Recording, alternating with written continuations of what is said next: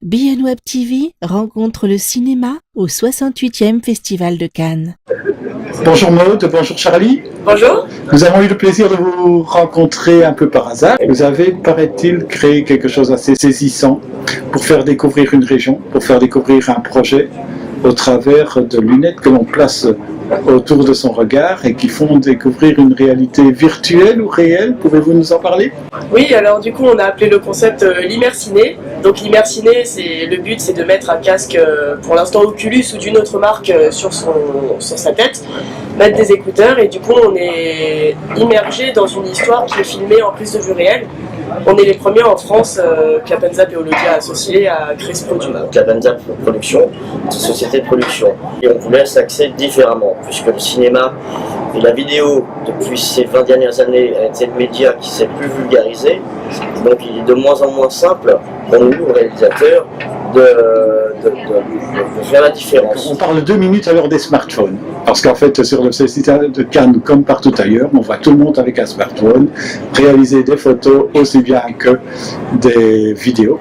Et nous on pense qu'un matériel professionnel fait la différence. J'imagine que vous serez d'accord avec nous.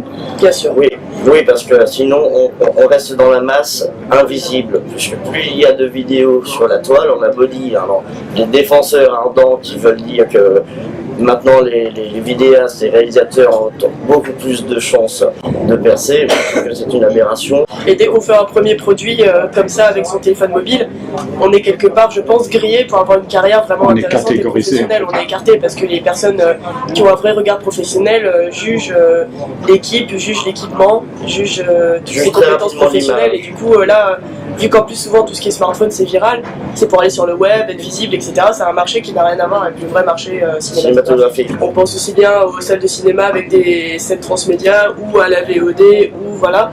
Donc on voulait avoir un peu un avis général, non seulement faire un petit buzz parce que c'est pendant le festival de Cannes, mais aussi avoir l'avis des professionnels sur ce produit-là, savoir s'ils sont réticents ou s'ils aiment bien ou comment, quels conseils ils pourraient avoir sur le marché à prendre, des choses comme ça. Alors pour la petite histoire, ils ne sont pas réticents, c'est sympa. Olivier, vous participez à ce projet, vous apportez cette connaissance technologique. Parlez-nous de cette association d'entreprises autour d'un projet et donc de cette visée technologique mais aussi artistique. On imagine des produits qui utilisent cette technologie, on crée le contenu, on imagine le contenu, parce qu'on pense que grâce à cette technologie, on peut amener un certain nombre d'éléments qui sont inaccessibles normalement au public.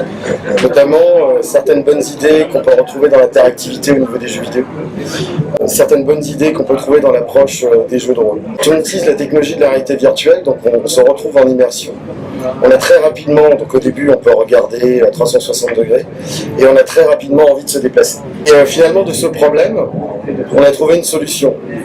J'étais dans une salle de fitness et je voyais ces gens faire sur place, s'ennuyer. Et je me suis dit, tiens, pourquoi ne pas utiliser ces appareils, ces rameurs, ces vélos d'appartement, ces steppers, pour pouvoir se déplacer dans la réalité virtuelle. Donc ça, c'est le produit phare aujourd'hui d'Holodia sur lequel on lève des fonds. Et par cette levée de fonds, on a fait appel à une société qui s'appelle Capitalium, qui est une société qui est basée ici sur la Côte d'Azur et qui nous a mis en relation avec la société de production Clapanzap. D'abord, c'est la prise de vue, c'est-à-dire comment est-ce qu'on va prendre cette vidéo en 360 degrés qui de surcroît va être stéréographique. Aujourd'hui, les systèmes de prise de vue 360 stéréo, il n'y en a pas vraiment sur le marché. Et ce qui est assez intéressant, quand on utilise un tel système, c'est que sur la scène de tournage, on va s'apparenter un petit peu à une scène de théâtre. Donc se pose une question qui va d'abord être technique, c'est-à-dire comment obtenir l'appareillage. Ouais. Donc là, on a travaillé avec une société qui est également présente dans le sud, qui s'appelle Panocam 3D. La dernière chose aussi, donc une fois qu'on a réglé ce problème de prise de vue, qu'on a travaillé sur la scénographie, il va falloir réintégrer ça. Et ensuite, et c'est là qu'on a une idée assez marrante avec la Panzap, c'était de se dire, et si on commençait dans une réalité faite d'images de synthèse, donc une salle de cinéma, dans laquelle pour une fois on est bien placé sans avoir fait la queue, donc on est bien au centre. Et là démarre un film qui lui-même, donc là qui est tourné tout à fait normalement en 2 dimensions. Et ensuite, à un moment donné, on va se retrouver dans la scène de tournage de ce film, qui elle va être en 360. Et c'est ça l'originalité en fait du scénario qu'on a mis en place, qui est une expérience courte, mais qui donne un petit peu ce clin d'œil qui donne un peu le démarrage de cette nouvelle forme de cinéma qu'on a appelée l'immersif. Alors pour répondre à votre question d'un point de vue technique, quand vous posiez la question de savoir si effectivement on fait ça de chez soi ou il faut aller dans une salle, en fait les deux solutions sont parfaitement possibles. Premièrement parce que le coût aujourd'hui des caisses de réalité virtuelle a énormément baissé. En 2007 ça coûtait 60 000 $. Aujourd'hui ce qui est proposé par différentes sociétés va autour de 400 €. Donc effectivement, on peut tout à fait imaginer que des gens puissent s'équiper de ce type de choses.